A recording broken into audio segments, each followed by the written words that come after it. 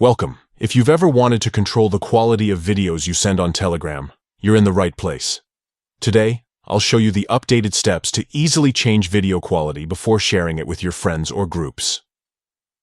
First, open the Telegram app on your device and head to the chat where you want to send your video. This could be a private conversation, a group, or even a channel. Next, tap the paperclip icon, which is the attachment button, usually found near the message box. From the menu that appears, choose Gallery to access the videos stored on your device. Browse through your gallery and select the video you want to send. Now, here's the important part. After you pick your video, you'll notice a quality slider appear at the bottom of the screen.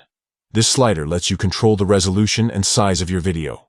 You can adjust it to send your video in standard definition SD, high definition HD, or even in its original quality, depending on your needs.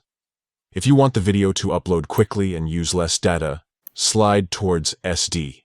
For sharper visuals, move the slider to HD, or all the way to the right for the original, uncompressed quality. As you adjust the slider, Telegram will show you the estimated file size, so you can balance quality with speed and data usage. Once you're happy with your choice, simply tap Send. Telegram will process your video and deliver it in the quality you selected. That's it. Your video is on its way, just the way you want it.